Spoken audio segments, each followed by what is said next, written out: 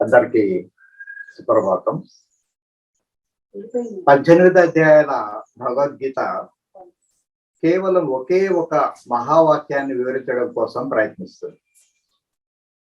ఆ మహావాక్యమే తత్వమసి. నీవు అది అయి ఉన్నావు, నీవు ఇదివరకే ముక్తిని పొంది ఉన్నావు, కాకపోతే నీకు తెలియడం లేదు. అంటే నువ్వు ముక్తిని పొందక్కర్లేదు, తెలుసుకుంటే చాలు అని చెప్పి ఆ మహావాక్యం చెప్తుంది. అయితే నేను పరమాత్మని అన్న సంగతి నాకు ఎందుకు తెలియడం లేదంటే నా నిజ స్వరూపం ఏమిటో నాకు తెలియకపోవడమే దీనికి ప్రధానమైన కారణం. మన నిజ స్వరూపాన్ని మనం చూసుకోలేకపోవడం లేక అనుభవించలేకపోవడానికి కారణం ఏమి? ఒక 3 కారణాలు ఉన్నాయి. ఒకటి, దీర్ఘకాలం నుండి నేనే ఈ శరీరము అని అనుకుంటున్నాం. దీన్నే దేహాత్మ భావము అంటాం. ఆత్మ అంటే నేను, ఈ దేహమే నేననే భావాన్నే దేహాత్మ భావం అంటాం. లేదా ఈ మనస్సే నేను అని చెప్పి అనుకుంటున్నాం. దీన్ని బుద్ధాత్మ భావం అంటాం.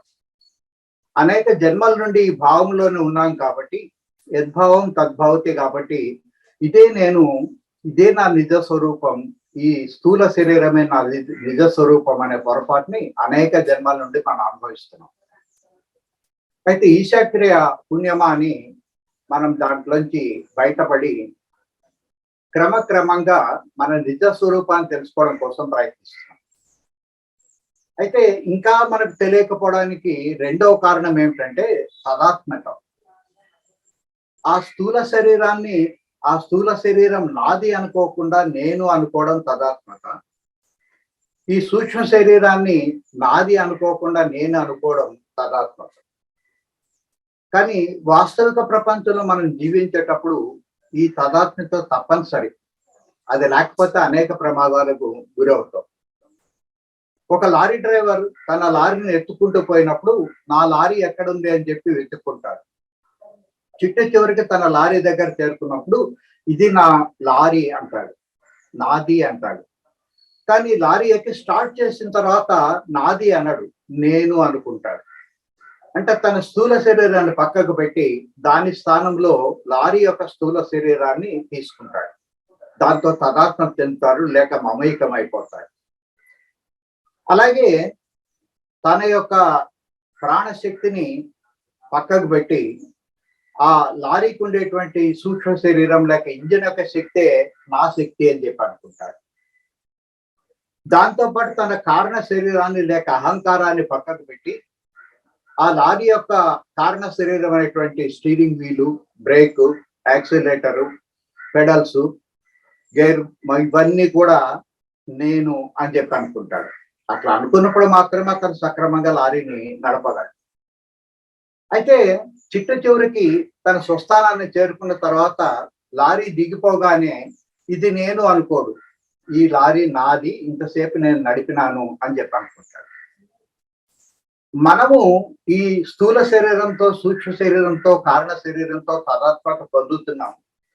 కానీ ఇది నాది అని చెప్పి ఎందుకు అనుకోలేకపోతున్నాం అంటే లారీ ఎప్పుడు దిగలేదు కాబట్టి. లారీ దిగినప్పుడు మాత్రమే మనము నేను వేరు, ఇవి వేరు అన్న సంగతి గ్రహించగలుగుతాం.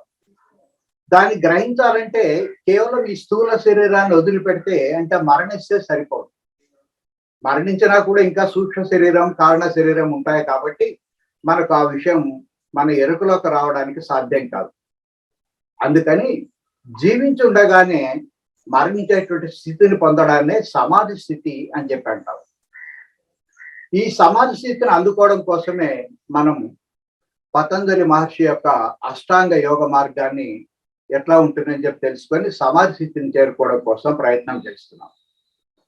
యమ, నియమ, ఆసన, ప్రాణాయామ, ప్రత్యాహార, ధారణ, ధ్యాన, సమాధి అనేటువంటి 8 మెట్లని మెల్లిమెల్లిగా ఎక్కడానికి, అవి వరుసగా ఎక్కాల్సిన అవసరం లేదు, అంగాలు కాబట్టి ఒక్కొక్క దాన్ని మన సౌలభ్యం కొద్దీ అభ్యాసం చేయడం కోసం మనం ప్రయత్నం చేస్తున్నాం. బయట ప్రాణాయామం చేసిన తర్వాత ఒక చీకటి గదిలో వచ్చి కూర్చొని వీలైనంత వరకు ఒకే స్థలము, ఒకే కాలము, ఒకే దిశలో దీన్ని ప్రయత్నం చేస్తాం.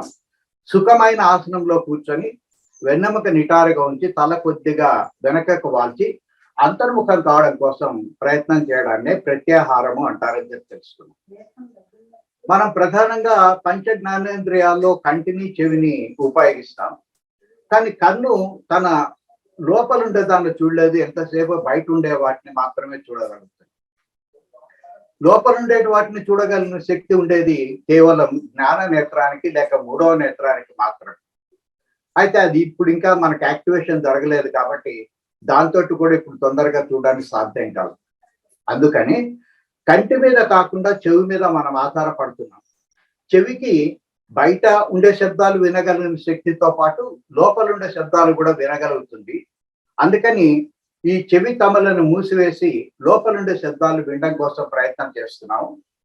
అట్లా వినగా వినగా లోపల ఉండే శరీర భాగాలు వచ్చే శబ్దాలన్నీ కూడా కాసేపటికి మాయమైపోయి కేవలం ఏదో ఒక్క చెవి కింద భాగం నుంచి మాత్రమే ఓంకారం వినిపిస్తుంది. దీన్నే ఓంకార ముద్ర అంటారని చెప్పి తెలుస్తుంది.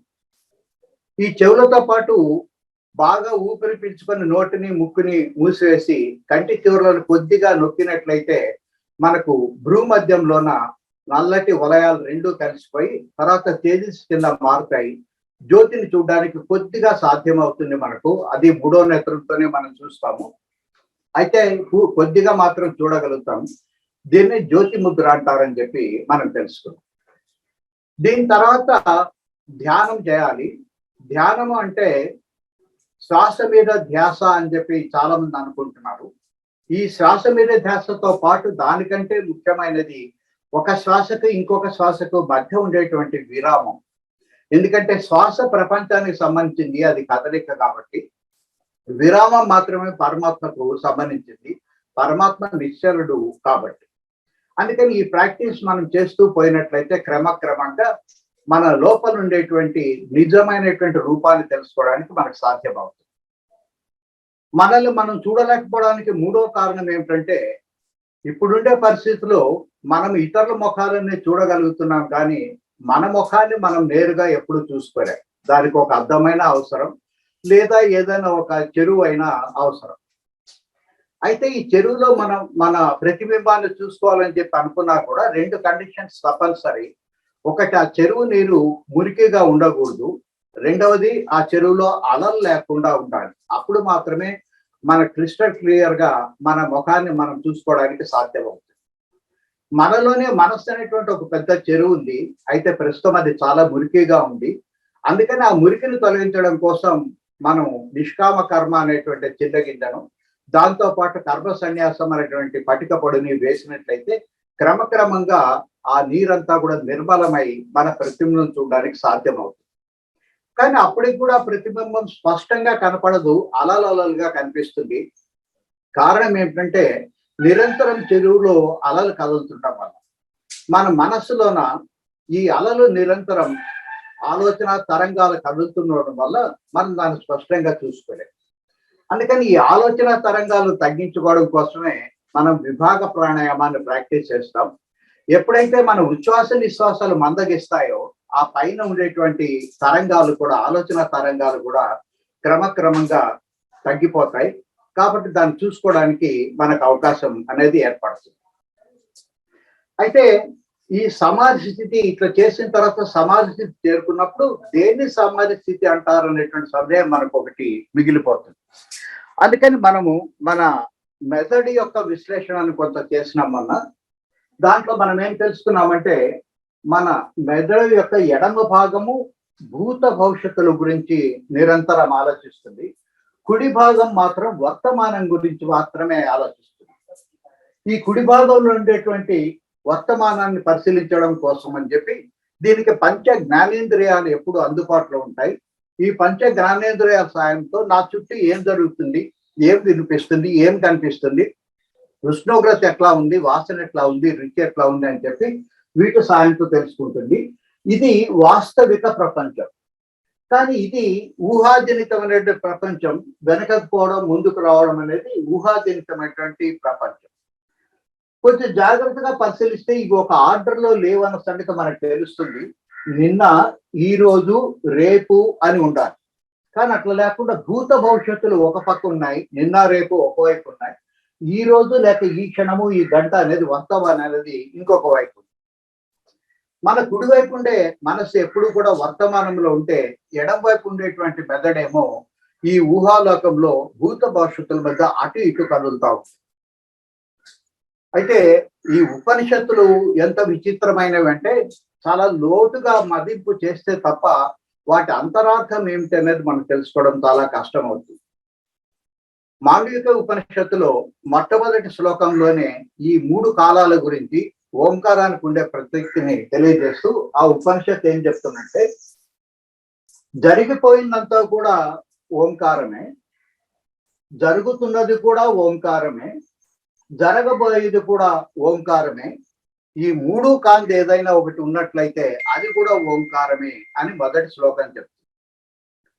ఈ చివరి పదాన్ని కనుక చేర్చకపోయినట్లయితే మనకేం కన్ఫ్యూజన్ లేదు, ఎందుకంటే మనకు స్పష్టంగా తెలిసి ఉండేది 3 కాలాలే.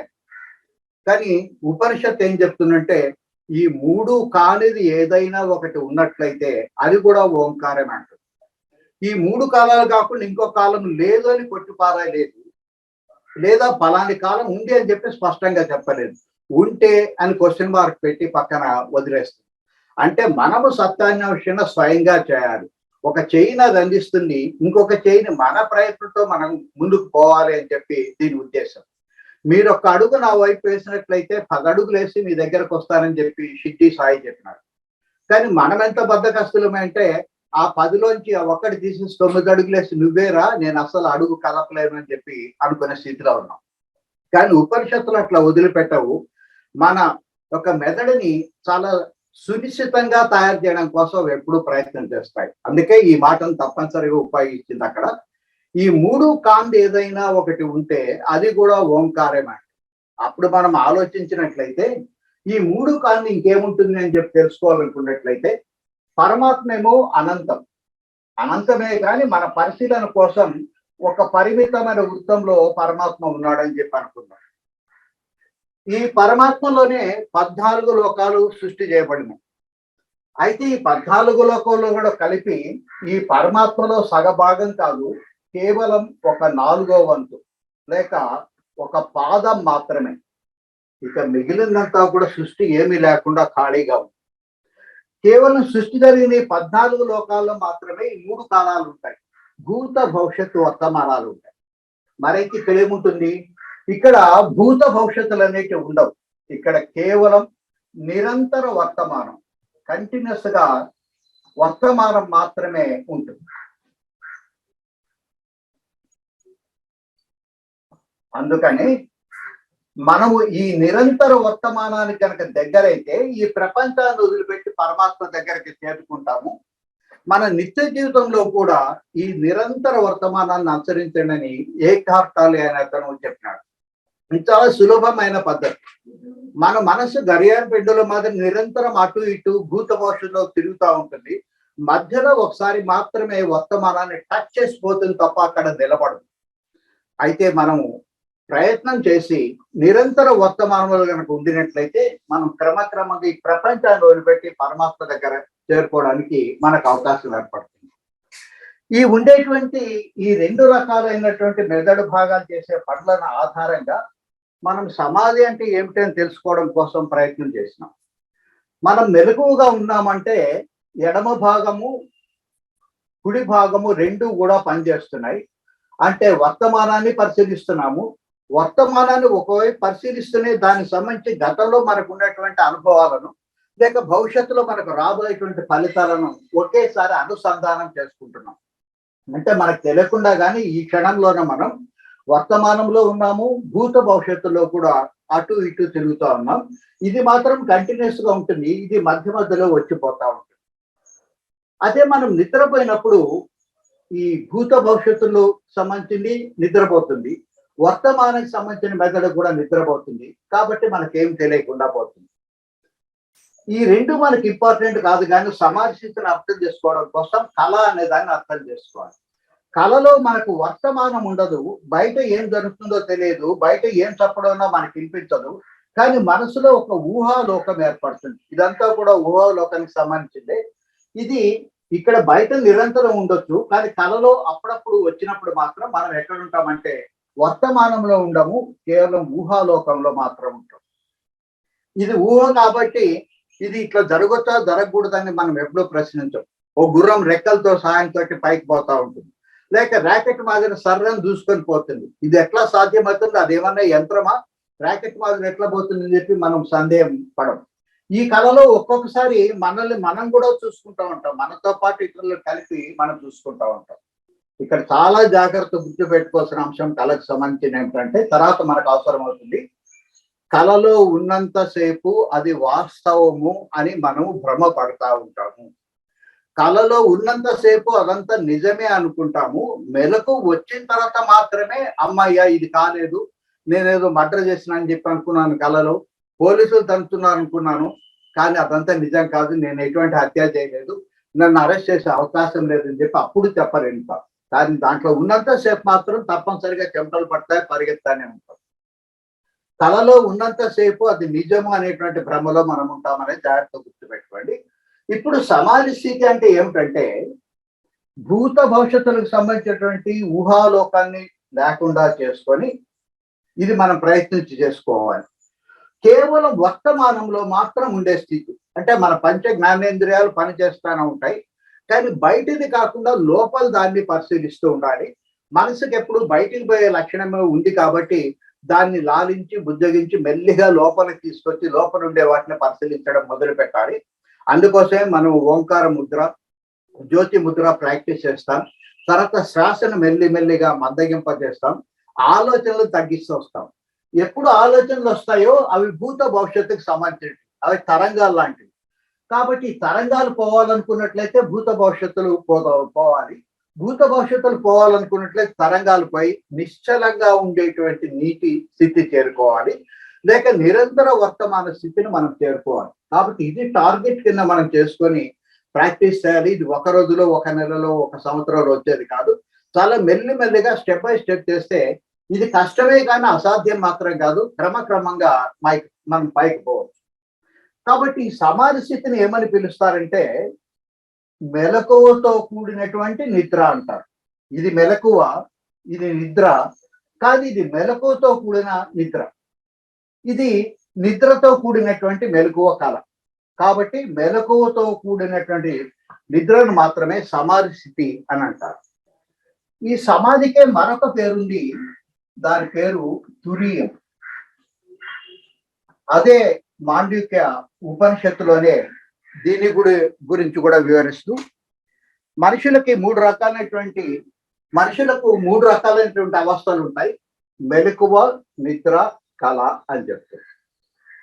కానీ నాలుగో దాన్ని చతుర్థ అని పిలవలేదు, తురీయం అండి. తురీయం అన్నా నాలుగవదే, చతుర్థ అన్నా కూడా నాలుగవదే. కానీ చతుర్థ అన్నట్లయితే ఈ మెలకువ అనే స్థితి, నిద్ర అనే స్థితి, కళ అనే స్థితి కాకుండా నాలుగో స్థితి ఏదో ఒకటి ఉంది అనేటువంటి అనుమానం మనకు ఏర్పడుతుంది. అందుకే ఇక్కడ చతుర్థ అనే మాట వాడకుండా తురీయం అనే మాట వాడుతుంది. తురీయం అంటే నాలుగో స్థితి కాదు, వీటినన్నిట్లో కూడా నిండి ఉండేటువంటి ఒక ప్రత్యేకమైన పరిస్థితి అని మాత్రమే అర్థం. కాబట్టి ఇది ఒక స్థితి కాదు, వీటిని కంట్రోల్ చేసేటువంటి ఒక అనుభూతి అని చెప్పి అర్థం. ఉదాహరణ కోసం ఇది మనకు మెలకువ, ఇదేమో నిద్ర. ఈ మెలకువ, నిద్ర అనేటివి మనకు ప్రతిరోజు ఏర్పడతా ఉంటాయి, కానీ అప్పుడప్పుడు కళలు కూడా మనకు వస్తుంటాయి. అయితే ఈ మెలకువ మనకు స్పష్టంగా తెలుస్తుంది, నిద్ర స్పష్టంగా తెలుస్తుంది, కానీ మెలకువలోంచి నిద్రలోకి ఎప్పుడు దారుకుంటామో మనకు తెలియదు. అది ఎక్కడ ఉంటుందంటే ఈ అంచు మీద ఉంటుంది. ఈ రెండు కలిసేటువంటి అంచు మీద ఇక్కడ ఉంటుంది. కానీ దీన్ని తెలుసుకోవడం చాలా కష్టం. ఎప్పుడు నిద్రపోతాం మనకు తెలియదు, ఎప్పుడు మళ్ళీ మనకు మెలకు వస్తుందో కూడా మనకు తెలియదు. అలాగే నిద్రలో అప్పుడప్పుడు కల కంటాము, కల కన్నప్పుడు కొద్దిసేపు తర్వాత మళ్ళీ మెలకు వస్తుంది, ఎప్పుడు మెలకు వస్తుందో తెలియదు, లేక ఒక్కొక్కసారి కళలోంచి మళ్ళీ నిద్రలోకి మనం జారుకోవచ్చు, ఇది ఎప్పుడు పోతామో మనకు తెలియదు. కానీ ఈ మూడు స్థితులను పరిశీలించి ఈ మూడింటిని ఒకేసారి కనుక పట్టుకోవాలనుకున్నట్లయితే ఈ అంచుల మీద కాకుండా క్రమక్రమంగా మనం గనక పైకి పోయినట్లయితే ఏకకాలంలో ఈ శిఖరాన్ని చేరుకున్నట్లయితే ఇదే 4వ స్థితి. ఇది దశ కాదు, ఇది 4వ స్థితి. ఈ 4వ స్థితిలోనే ఒకేసారి మూడింటిని మనం చూడడానికి సాధ్యమవుతుంది.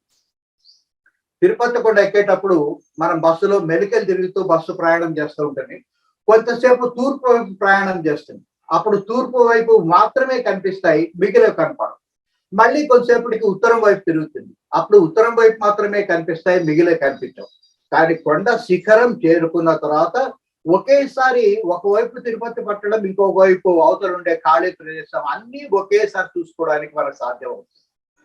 కాబట్టి తురీయం అంటే 4వ స్థితి కాదు, ఈ అన్నిటినీ కూడా కంట్రోల్ చేసేటువంటి ఒక స్థితి. లేక ఈ 3 దేంట్లో అయితే కలిసిపోయి ఉంటాయో అటువంటి స్థితిని సమాధి స్థితి లేక తురీయ స్థితి అని చెప్పంటాం. అయితే ఏకకాలంలో ఇది అన్నిటినీ ఎట్లా తెలుసుకోగలుగుతుంది అంటే, మనకు తెలియకుండానే ఒక్కొక్కసారి గాఢ నిద్ర పోయినప్పటికీ కూడా గాఢ నిద్ర పోయినాము అన్న సంగతి మనకు తెలుస్తుంది. అంటే దీంట్లోనే నిద్ర ఉంది, కళ ఉంది, మెలకువ కూడా 3 దీంట్లోనే కలిసి ఉంటాయి. ఏదైనా ఒక స్నేహితుడి ఇంటికి పోతే బాగా అక్కడ కొత్త కొత్త వంటకాలు కాబట్టి అన్ని తినేసి కడుపునాడు తిని బాగా పడుకున్నాం. పొద్దున్నే స్నేహితుడు అడుగుతాడు, ఎట్లా పట్టింది నిద్ర? బాగా పట్టిందంటే, అబ్బా బ్రహ్మాండంగా పట్టింది, లాగ్ మాదిరి ఒక చెట్టు మొద్దు మాదిరి పడిపోయి నిద్రపోయినాను అన్నాడు.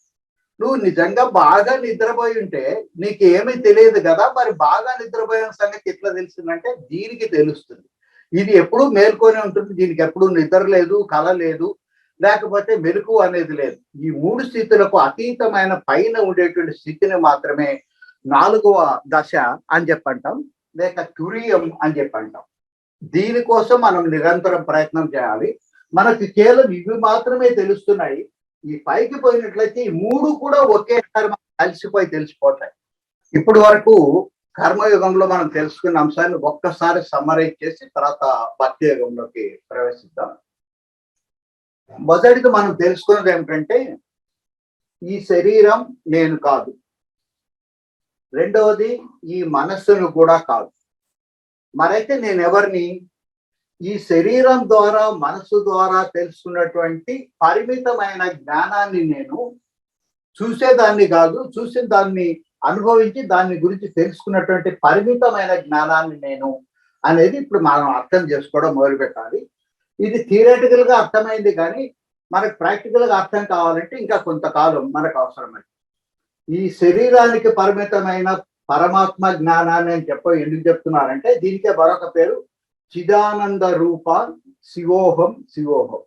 నేను ఎవరినంటే శివుణ్ణి లేక జ్ఞానాన్ని. పరమాత్మకి మరొక పేరు జ్ఞానము, ప్రజ్ఞానం బ్రహ్మ అంటారు. కాబట్టి నేను జ్ఞానాన్ని. అయితే చిదానంద రూపం పరిమితమైనటువంటి జ్ఞానాన్ని మాత్రమే, లేక శరీరానికి పరిమితమైన జ్ఞానాన్ని. పైగా ఈ జ్ఞానంలో కూడా మళ్ళీ 2 అంశాలు ఉన్నాయి. ఒకటేమో పరమాత్మకు సంబంధించిన జ్ఞానము, లేక పరాజ్ఞానం అంటారు. పరమాత్మకు సంబంధం లేనటువంటి జ్ఞానము, అది ప్రాపంచిక జ్ఞానం లేక అపరాజ్ఞానం అంటాం. మనకు కావాల్సింది కేవలం పరమాత్మకు సంబంధించినటువంటి జ్ఞానము. ప్రస్తుతం కొద్ది కొద్దిగా మనకు వంటబడుతుంది. దీన్ని క్రమక్రమంగా మనం విస్తరింపజేసినట్లయితే అప్పుడు చిదానంద రూపం కాస్త సచ్చిదానంద రూపం కింద, అంటే అనంతమైన రూపం కింద, అనంతమైన జ్ఞానం కింద మనం చేరుకుంటాం. దాన్ని ముక్తి అంటారని తెలుసుకుందాం. కాకపోతే ఈ కార్యక్రమాన్ని మనం చేయడం కోసం మామూలు ప్రపంచంలో ఎట్లా జీవించాలి అంటే, లేక ఎట్లా జీవించకూడదంటే, చెడ్డ పని చేసినట్లయితే అది ఇనుప గొలుసు అవుతుంది, నరకాన్ని అనుభవిస్తావు, నీచ జన్మ వస్తుంది. ఈ నీచ జన్మ వచ్చిన తర్వాత మళ్ళీ తిరిగి నీకు ముక్తిని పొందడానికి అవకాశం వస్తుందో లేదో తెలియదు. తాను తినకుండా, ఎవరికి పెట్టకుండా, ధనాన్ని దాచిపెట్టి చివరిలో ఎవరికి చెప్పకుండా చనిపోతే ఆ ధనాన్ని కాపలా కాసి వారసులకు అందజేయాలని చెప్పి అక్కడ పాము రూపాన్ని ధరించాల్సిన పరిస్థితి ఏర్పడుతుంది. కాబట్టి అక్కడ దానికి ముక్తి పొందే అవకాశం లేదు. లేదా మంచి పనులను చేస్తున్నాం అనుకుందాం, అది బంగారు గొలుసు అవుతుంది, స్వర్గానికి తీసుకుపోతుంది, ఉత్తమ జన్మాన్ని ఇస్తుంది, కానీ తిరిగి జన్మించాల్సిన పరిస్థితి తప్పనిసరి. ఎందుకంటే గొలుసు బంగారుదైనా ఇనుపదైనా గొలుసు గొలుసే. తిరిగి ఈ ప్రపంచం మీదికి మళ్ళీ మనల్ని ఈ 14 లోకాలు ఏదో ఒక లోకం దగ్గరికి మళ్ళీ తిరిగి తీసుకొని వస్తుంది. అందుకని తిరిగి మానవ జన్మ లభిస్తుందో లేదో మనకు తెలియదు. లేక చాలా ఉత్తమ జన్మ కనుక లభించినట్లయితే అసలు భగవంతుడి గురించి ఆలోచించే తీరుబాటు లేని పరిస్థితి రావచ్చు, అప్పుడు కూడా ముక్తి లేకపోవచ్చు. కాబట్టి మనము ఇవి వాడుకోవాలి. చేయాల్సినవి ఏమిటంటే నిష్కామ కర్మ. ఈ నిష్కామ కర్మ చేయడం వల్ల, లేక కర్మ యొక్క ఫలితం నా చేతిలో లేదు, పరమాత్మ చేతిలో ఉంది అని చెప్పి భావించడం వల్ల మనం నిరంతరం వర్తమానంలో ఉండడానికి సాధ్యం అవుతుంది. అట్లా కాకుండా కర్మ యొక్క ఫలితం మీద దృష్టి ఉండినట్లయితే, కర్మ చేసేది వర్తమానంలో, ఫలితం ఎప్పుడో వస్తుంది భవిష్యత్తులో. అంటే మన దృష్టి కాస్త భవిష్యత్తులోకి పోతుంది, వర్తమానంలో ఉండకుండా పోతుంది. అందుకని చేస్తున్న పనిని మనం సక్రమంగా చేసుకోలేకపోతాం. కాబట్టి క్రమక్రమంగా చేస్తున్నటువంటి పని మీద నాకు అధికారం ఉంది కానీ ఫలితం మీద నాకు అధికారం లేదు, పరమాత్మకు ఉంది. అయితే చేసిన పనికి సమానమైన ప్రతిఫలం తప్పనిసరిగా ఇస్తాడు. అయితే ఎప్పుడు ఇవ్వాలి, ఎక్కడ ఇవ్వాలి, ఏ జన్మలో ఇవ్వాలి అనేది ఆయన నిర్ణయిస్తాడు. ఆయన నిర్ణయానికి వదిలిపెట్టడమే చాలా ఉత్తమమైనటువంటి పరిస్థితి. అది ఆపద కాలంలో మనకు ఉపయోగపడుతుందని తెలుసుకొని ఫలితాన్ని మీద దృష్టిని లేకుండా చేసుకోవడం, ఫలితాన్ని త్యాగం చేయడం లేదు. ఫలితం మీద దృష్టి లేకుండా ప్రస్తుతం మీద దృష్టి ఉంచడాన్నే నిష్కామ కర్మ అంటారని చెప్పి తెలుసుకుంది. దీనికంటే ఇంకా పైన ఉండేటువంటి మెట్టు అది కర్మ సన్యాసం. కర్మ ఫలితం మీద మాత్రమే కాదు, కర్మ మీద కూడా నాకు అధికారం లేదు, నేనేదో చేస్తున్నానని చెప్పి అహంకరిస్తున్నాను. ఈ అహంకారాన్ని పక్కన పెట్టి చూసినట్లయితే ఈ పని జరగడానికంటే జరగకపోవడానికే అవకాశాలు ఎక్కువ. కానీ అది జరిగిందంటే నా ప్రయత్నంతో జరిగింది కాదు, నా దగ్గర కేవలం సంకల్పం మాత్రమే ఉంది అని చెప్పి గ్రహించి అహంకారాన్ని ఎప్పుడైతే పోగొట్టుకుంటావో, ఆ ఒక్క అహంకారం పోతే అరిషడ్ వర్గం అంతా కూడా వెళ్ళిపోతుంది. అదే ఫైనల్ లింక్, అది చిట్ట చివరి ఉండేటువంటి లింక్. ఆ ఒక్క లింక్ తప్పుకుంటే మిగిలిన ఉండేటువంటి అన్ని కూడా అరిషడ్ వర్గం అన్ని కూడా ఒకేసారి తెగి పడిపోతాయి. మనం కనుక నిష్కామ కర్మని అనుసరిస్తూ పోయినట్లయితే ముక్తి వచ్చేదానికి అవకాశం ఉంది, అవకాశం చాలా ఎక్కువ ఉంది. అయితే ఇది చాలా కష్టతరమైనటువంటి పరిస్థితి. ఎందుకంటే మనం చేసిన నిష్కామ కర్మ వల్ల మనకు వచ్చినటువంటి పుణ్య ఫలితము స్వర్గం కోసం పరిమితం కాకుండా, లేక స్వర్గలోకానికి పరిమితం కాకుండా చాలా పైన ఉండేటువంటి లోకాలకి, పితృలోకాలకి, దేవలోకాలకి వాటిని దాటిపోవాలి.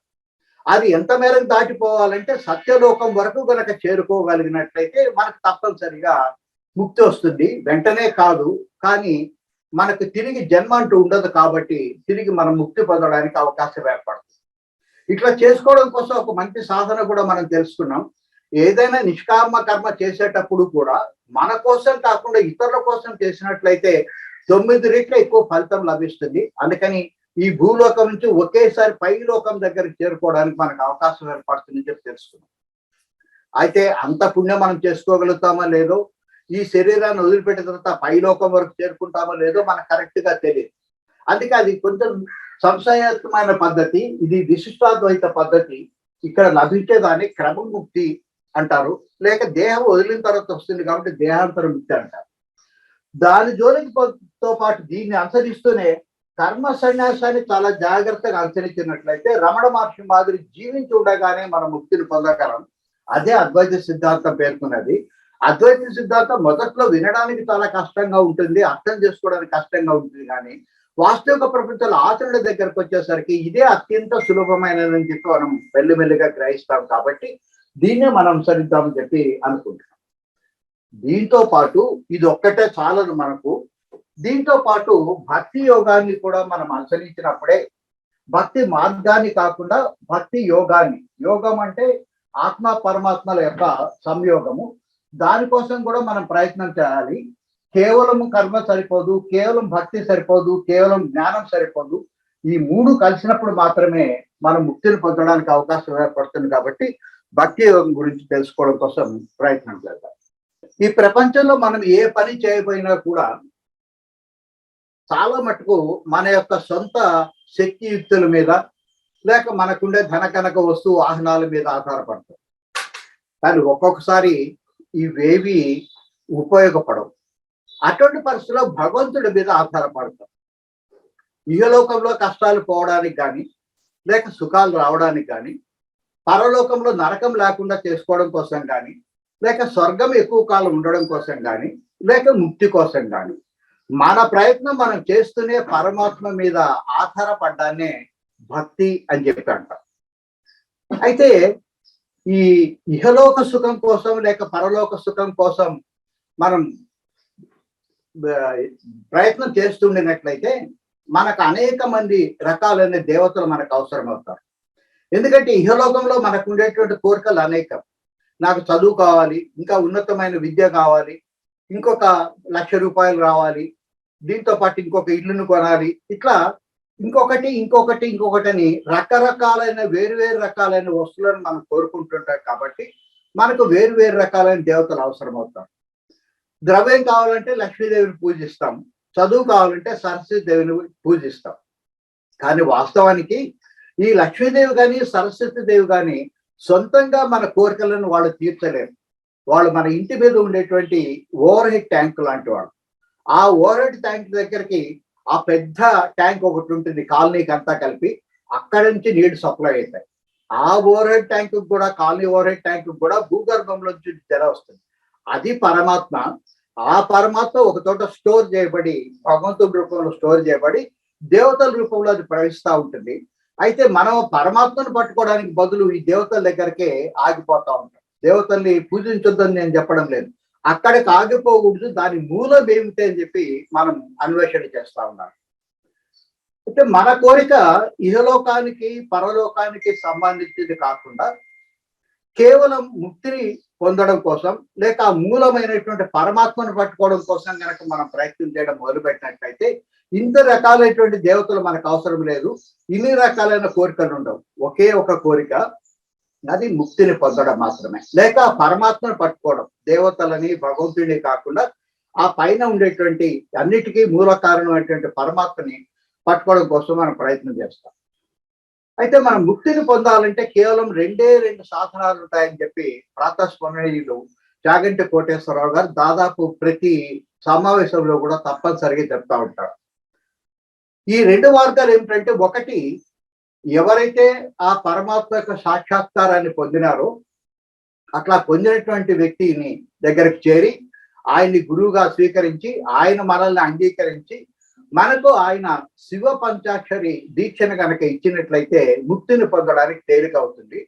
అయితే ఆ గురువు అట్లా మనల్ని అంగీకరించాలంటే నువ్వు తప్పనిసరిగా సన్యాసం తీసుకోవాల్సింది. కాబట్టి ఇవన్నీ కొంచెం అసాధ్యమైనటువంటి అంశాలు ఈ ప్రస్తుత కాలంలోన. అటువంటి గురువు దొరకడం కష్టమే, మనం సన్యాసం తీసుకోవడం కష్టమే, ఆయన అంగీకరించి మనకు శివ పంచాక్షరి ఇవ్వడం కష్టమే. అయితే మనకు ఆల్రెడీ వీడియోలో ఉన్నాయి, పుస్తకాల్లో ఉన్నాయి కదా, నాకు తెలుసు ఓం నమ శివాయ అని అంటే ఉపయోగం ఏమి లేదు. అది శంఖులో పోస్తేనే తీర్థం అవుతుంది తప్ప బయట ఉన్నట్లయితే అది కేవలం మంచి తీర్థం మాత్రమే, అంతకుమించి దానికి ప్రయోజనం లేదు. గొంతు యొక్క దప్పిక తడుపుకోవడానికి తప్ప ముక్తికి అది ఏమాత్రం ఉపయోగపడదు. ఈ మొదటిది మనకు అందుబాటులో లేకపోయినట్లయితే, ఇప్పుడు కూడా ఉంది, కావాలంటే దాన్ని ప్రయత్నం చేసుకోవచ్చు. మొదటిది అందుబాటు లేకపోయినట్లయితే మనకు అత్యంత సులభంగా అందుబాటులో ఉండేటువంటి రెండవ సాధనం లేక తారక మంత్రం ఏమిటంటే అది రామనామం. ఎందుకు రామనామాన్ని పట్టుకోవాలా, కృష్ణనామాన్ని పట్టుకోకూడదా, ఓం నమో భగవతే వాసుదేవాయ అనకూడదా అంటే, ఈ రామనామము స్వయంగా శ్రీ మహావిష్ణువు తను ముక్తిని పొందడం కోసం తయారు చేస్తున్నారు. అదేంటి, శ్రీ మహావిష్ణువు ఎప్పుడు ముక్తుడే కదా, ఆయనకు పరమాత్మని చెప్పి తెలుసు కదా అంటే, ఆయన ఈ భూలోకం మీద అవతారం ఎత్తినప్పుడు ఒక్కొక్కసారి మర్చిపోవలసిన పరిస్థితానికి ఏర్పడుతుంది. ఇంతవరకు శ్రీ మహావిష్ణువు మానవ అవతారాలు చాలా ఎత్తినాడు. పరశురామ అవతారం ఉంది, అట్లాగే వామన అవతారం ఉంది. కానీ అవి మానుష అవతారాలే. నేను ప్రస్తుతము వామనుడిగా అవతారంలో ఉన్నాను, లేక ఒక వేషాన్ని తీసుకున్నాను, నా నిజ స్వరూప మాత్రం శ్రీ మహావిష్ణువు అన్న సంగతి ఆయనకు స్పష్టంగా తెలుసు. అయితే ఒక్క రామావతారంలో మాత్రము తాను పరమాత్మని లేక నేను శ్రీ మహావిష్ణువుని అన్న సంగతి తను స్వయంగా మర్చిపోవాల్సిన పరిస్థితి ఏర్పడుతుంది. ఎందుకంటే ఈ రాక్షసులు ఎప్పుడూ కూడా చావు లేకుండా కావాలని చెప్పి పెద్ద తపస్సు చేసి చావును ఎట్లా తప్పించుకోవాలని చెప్పి ఆలోచిస్తారు. ఏ రకంగా చేస్తే చావును తప్పించుకోవచ్చు అని చెప్పి రకరకాలైన కోరికలను కలిపి అడుగుతారు. మీకు తెలుసు ప్రహ్లాదుడు హిరణ్యకశిపుడి సంగతి. అట్లాగే రావణాసురుడు కూడా శివుడి భక్తుడు, అపారమైన భక్తుడు. అతను శివుడి కోసం ఘోరమైన తపస్సు చేసి శివుడిని రుద్రవీణ సహాయంతో ప్రత్యక్షం చేసుకున్న తర్వాత కైలాసంలోనే స్వయంగా కలుసుకున్న తర్వాత ఆయన అడిగిన వరం ఏమిటంటే, దేవతలు, యక్షులు, కిన్నరులు, కింపురుషులు, గరుడులు, నాగులు వీళ్ళ ఎవ్వరితోటి కూడా నాకు మరణం రాకూడదు అని అడిగినాడు. తనకు గుర్తుంది, తెలుసు, కానీ నరులు వానరుల గురించి మాత్రం వాళ్ళ చేతిలో నాకు మరణం రాకూడదు అని చెప్పి అడగలేదు, అహంకారంతో అడగలేదు. ఆఫ్టర్ ఆల్ వీళ్ళు ఏం చేయగలుగుతారు, ఏమి చేయలేరని ధైర్యంతో అడగలేదు. పైగా అప్పుడే నంది తను అడ్డగించుంటాడు కాబట్టి పశువుల పట్ల ఒక చిన్న చూపు ఉండడం వల్ల నువ్వు నన్ను లోపలికి పోలేకుండా చేసినావు, కానీ శివుడిని నేను కిందికి రప్పించిన అని చెప్పి నంది పక్క తీసినతో చూసి నరులు వానరుల గురించి గుర్తున్నా కూడా అడగకుండా వదిలేసినాడు. కనుక రావణాసురుని సంహరించాలంటే ఏకైక మార్గం ఏమిటంటే శ్రీ మహావిష్ణువు మానవుడిగా, పూర్తి మానవుడిగా, అంటే తన పరమాత్మని అనే సంగతి మర్చిపోయి లేక తెలిసినా కూడా అనుభవంలోకి తెచ్చుకోలేని మనలాంటి స్థితిని అతను పొందితే తప్ప ఆ రావణాసురుని చంపడానికి సాధ్యం కాదు. ఇటువంటి విపత్కరమైన పరిస్థితి నుంచి బయటపడడం కోసం ఆయన శివుడితో కలిపి సమాలోచన చేసినాడు.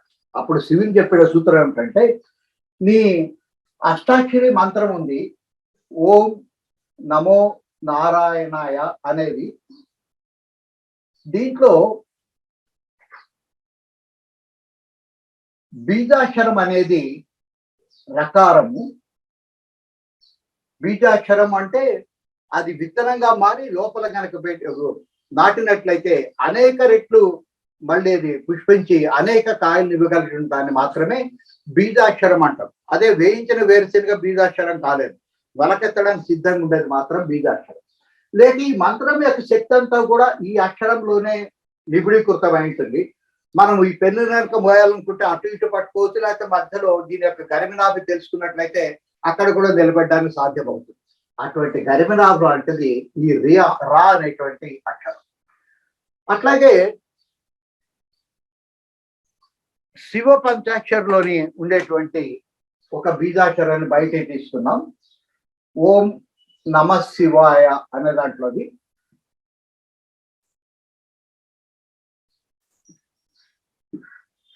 దీంట్లో మా అనేది బీజాక్షరం.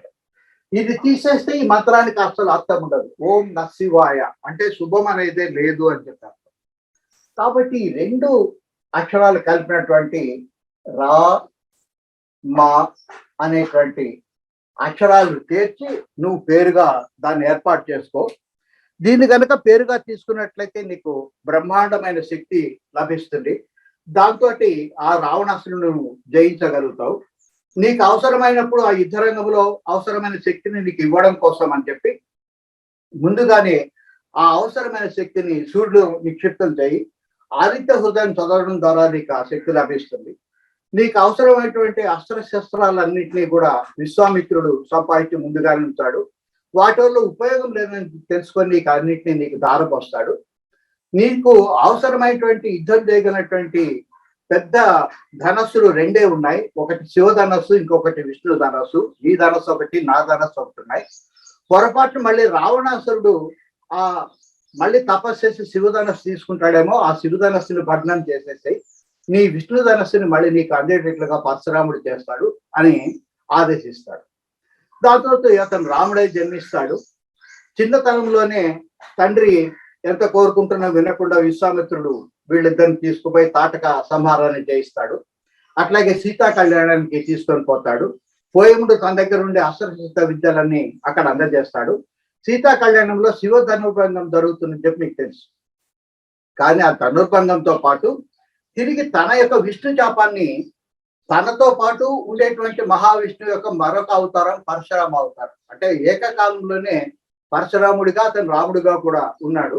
అటువంటి దాని నుంచి అతను తిరిగి ఆ పరశురామ అవతారంలో చేతిలో ఉండే విష్ణు ధనస్సును స్వీకరించడంతో పాటు ఆ పరశురాముడు శక్తినంతా కూడా తాను తీసుకుంటాడు. ఈ వీడియోని ఒకసారి చూడండి, మీకు అనిపిస్తుంది. నాకు కరెక్ట్ గా తెలియదు, ఎందుకంటే నన్ను నేను తీసుకోలేకపోతున్నాను.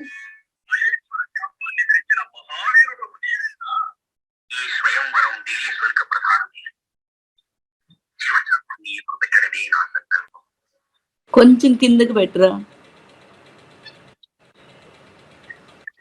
కొంచెం లెఫ్ట్ కి.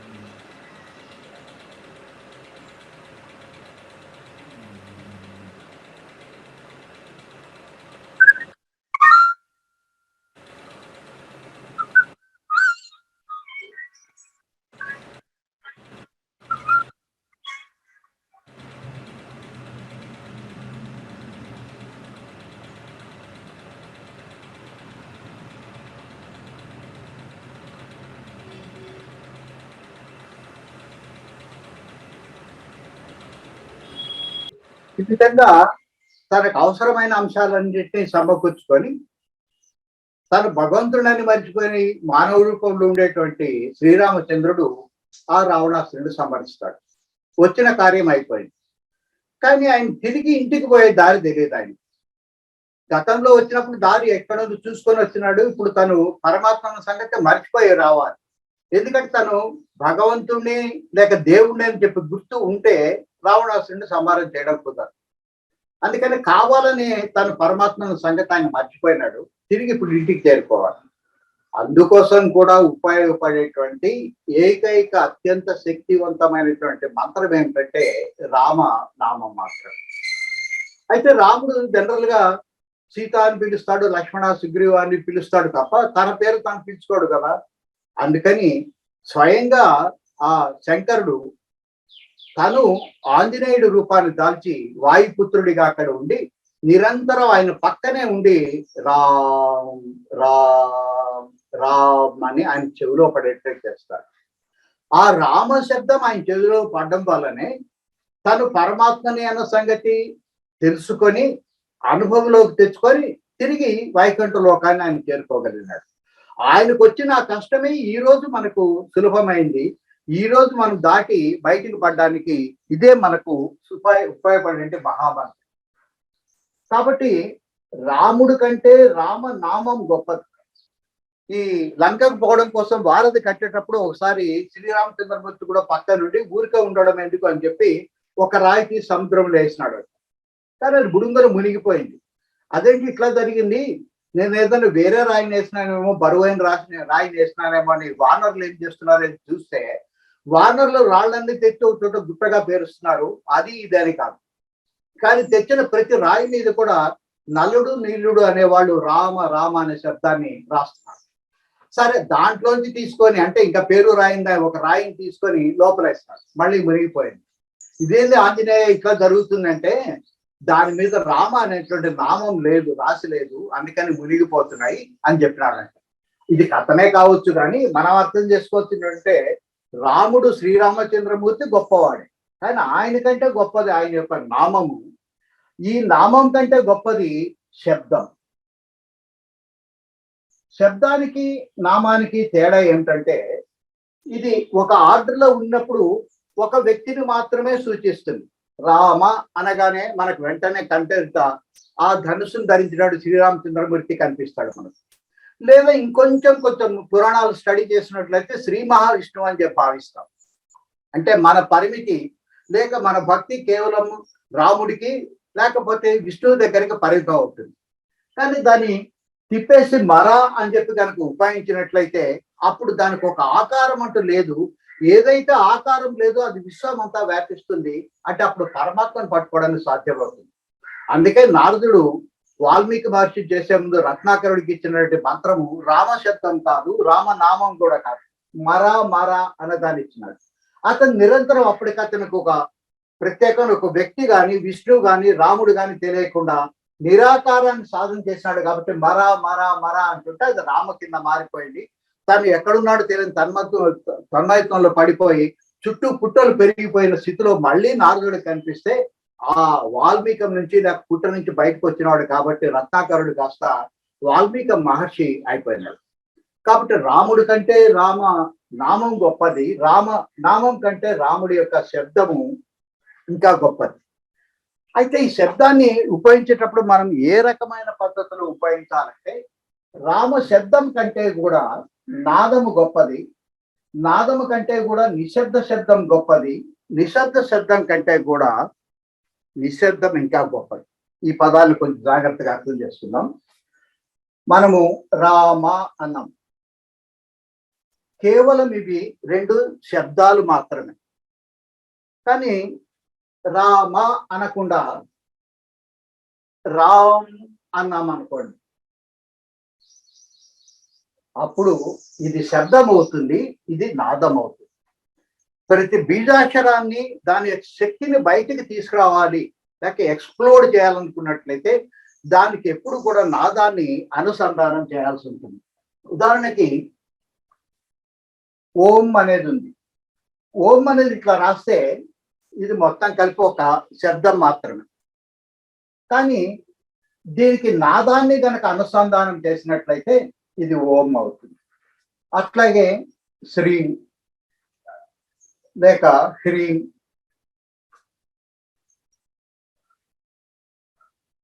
ఇప్పుడు మీరు జాగ్రత్తగా గమనిస్తే ఇవన్నీ కూడా శబ్దాలు. శబ్దాలు మారుతూ ఉంటాయి, కానీ పక్కన ఉండే నాదం మాత్రం మారడం లేదు. అనేటువంటి శబ్దం ఎప్పుడు కూడా మారడం లేదు. ఈ ఉండేటువంటి ఝంకార శబ్దాన్ని నాదము అని చెప్పారు. మనం దీని మీదే ఎక్కువ కాన్సన్ట్రేట్ చేయాలి. దీని యొక్క శక్తిని వాడుకోవడం కోసం దీన్ని ఎక్కువగా ఉపయోగించాలి.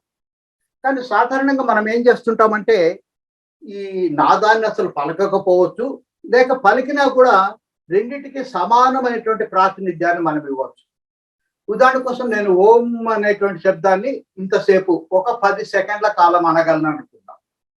మనకు మామూలు వ్యవహారం ప్రకారం ఓం అనే దాంట్లో 2 అక్షరాలు ఉన్నాయి కాబట్టి ఓ అనే దానికి సగము, తర్వాత మిగిలిన సగం దీనికి కేటాయిద్దామని చెప్పి అనుకుంటాం. అంటే 10/2 చేసి 5 సెకండ్లు దీనికి 5 సెకండ్లు దీనికి కేటాయిస్తాం. కానీ అది సరైన పద్ధతి కాదు. శబ్దానికి 1, 2 లేక 3 సెకండ్లు మాత్రమే చాలు. అంటే ఓం అని అనకూడదు. ఓం ఇది కేవలం 1-2 సెకండ్లు మాత్రమే ఓ అనే దాన్ని ఉచ్చరించి మిగిలినంతా అనేటువంటి నాదానికి కేటాయిస్తారు. ఈ నాదోపాసన చేసే త్యాగరాజ స్వామి తాను ముక్తుడు కాగలిగినాడు. ఆయన అనేక కీర్తనలు రాసినాడు. కానీ ఆ కీర్తనల వల్ల, శబ్దాల వల్ల ఆయన ముక్తుడు కాలేదు, నాదాన్ని ఉపాసన చేయడం వల్ల. కాబట్టి ఇది గుర్తుపెట్టుకోండి, శబ్దాలు మారుతాయి, బీజాక్షరాలు మారుతాయి, కానీ అన్నిటికీ పక్కన ఉండేటువంటి నాదం మాత్రం ఎటువంటి పరిస్థితుల్లో అది మారదు. మనము కేంద్రీకరించాల్సిన దేని మీద అంటే శబ్దం మీద కాదు, నాదం మీద. అందుకని మనం ఒక 10 సెకండ్లు దాన్ని అనగలిగితే ఒక 2 సెకండ్లు మాత్రమే దీన్ని కేటాయించి మిగిలిన 8 సెకండ్లు దీనికోసం కేటాయించాం. ఈ నాదం కంటే కూడా ఉన్నతమైన స్థితి ఏదంటే నిశ్శబ్ద శబ్దం.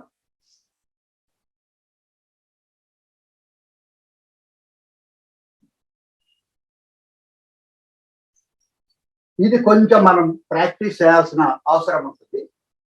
రా అనే శబ్దం పలికేటప్పుడు లేక ఓ అనే శబ్దం పలికేటప్పుడు రకరకాలుగా పలుకుతాం. కానీ నాదం దగ్గరకు వచ్చేసరికి అది ఏదైనా సరే అన్నిటికీ చివర ఉండేది అనేటువంటి నాదం మాత్రమే.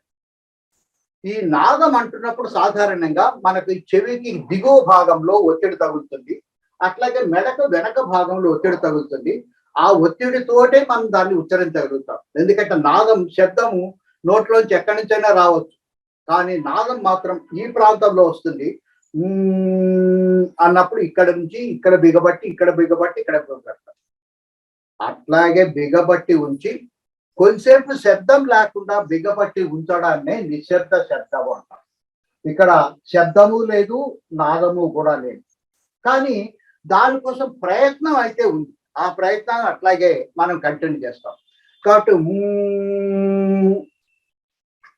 అన్న తర్వాత కొద్దిసేపు అట్లే బిగించి పట్టుకోవడాన్ని నిశ్శబ్ద శబ్దం అంటాం. కొంతసేపు అయిన తర్వాత బిగించడానికి కూడా సాధ్యం కాదు, ఊపిరి తీసుకోవాల్సిన అవసరం ఏర్పడుతుంది. దాంతో దీన్ని కూడా మనం ఆపేస్తాం. అప్పుడు ఏర్పడే దాన్ని నిశ్శబ్దం అంటాం. మళ్ళీ నిశ్శబ్దం దగ్గర నుంచి సైకిల్ మొదలవుతుంది. మళ్ళీ శబ్దము, నాదము, నిశ్శబ్ద శబ్దము, నిశ్శబ్దం, ఈ ఆర్డర్లో ఇది తిరుగుతూ ఉంటుంది. ఇది చాలా ఇంపార్టెంట్.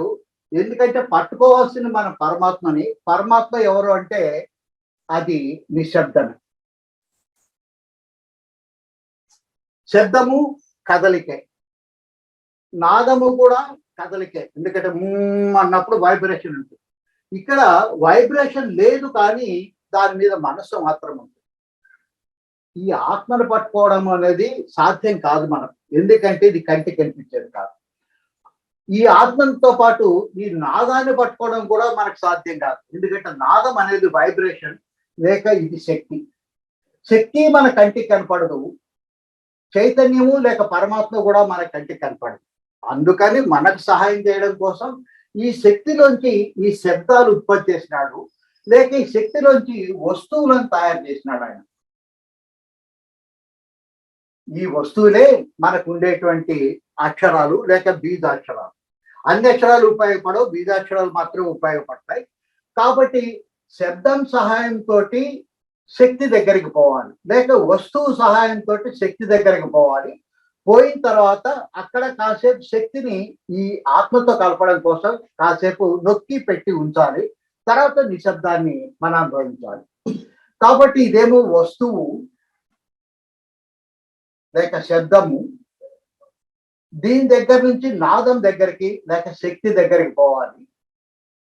దీని దగ్గరికి పోయినట్లయితే మనము తెలుస్తాము ఇది జీవాత్మ లేక జీవుడు.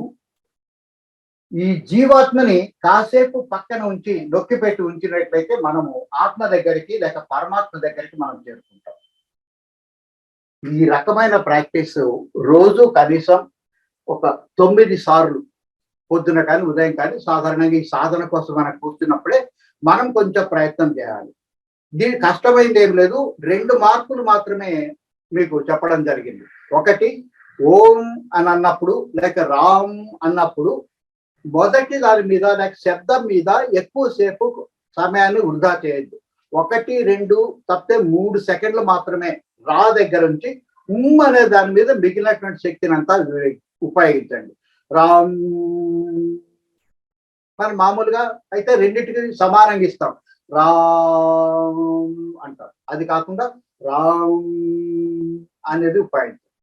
రెండవ మార్పు ఏంటంటే ఇది ఉపయోగించి నాదాన్ని చాలాసేపు అన్న తర్వాత ఏదో ఒక స్థితిలో మీ లోపల ఉన్నటువంటి ఊపిరి ఆగిపోతుంది. అప్పుడు కాసేపు అట్లాగే నొక్కి ఉంచండి. అంటే ఊపిరి లేని స్థితి అనమాట. నొక్కి ఉంచండి. శబ్దం చేయకుండా నొక్కి ఉంచుతాం కాబట్టి దాన్ని నిశ్శబ్ద శబ్దం అంటాం. తర్వాత కాసేపు ఊపిరి తీసుకోండి, నిశ్శబ్దంగా ఉండండి, మళ్ళీ తిరిగి శబ్దాన్ని ఒక 9 సార్లు దీన్ని ప్రాక్టీస్ చేయండి. ఇంకా ఈ రామనామాన్ని ఎట్లా ప్రాక్టీస్ చేయాలి, ఇది మనకు ఎట్లా ఉపయోగపడుతున్నది రేపు క్లాస్లో తెలుసుకుందాం.